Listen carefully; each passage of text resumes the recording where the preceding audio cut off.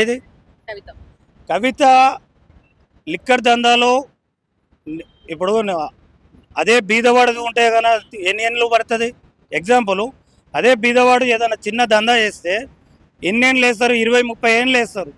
మరి వాళ్ళకు ఎన్నేళ్ళు వేసారు? క్లీన్ చిట్ ఎంతో ఎన్ని రోజులు వచ్చింది అంటే ముడుపులు చెల్లకుండానే వచ్చిందా? సిబిఐ ఈడీ అన్నీ బీజేపీ చెప్పు చేతల్లో.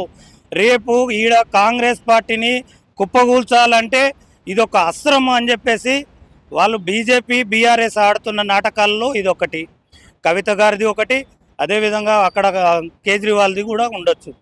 అందుకే ఈరోజు నేను ఒకటే చెప్తున్నా, కవిత నిరపరాధి అని అంటే ఆమె నిరపరాధి అని చెప్పడానికి ఏది నిదర్శనం అని చెప్తున్నా.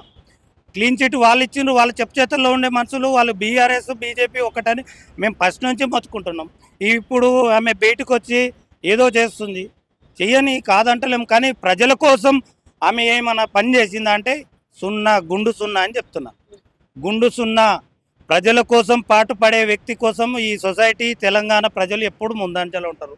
ఆమె క్లీన్ చిట్ వస్తేంది రాకపోతే ఆమె పెద్ద సెలబ్రిటీ అనేది కానే కాదు. ఎందుకంటే కేసీఆర్ బిడ్డ అని చెప్పేసి మాజీ ముఖ్యమంత్రి బిడ్డ అని చెప్పుకోవడమే తప్ప ఆమె ప్రజల కోసం ఆమె ఉండే పార్లమెంట్లో ఎన్ని నిధులు, గత పాలన ఎన్ని నిధులు తీసుకొచ్చిందో అడగమంటే సున్నా.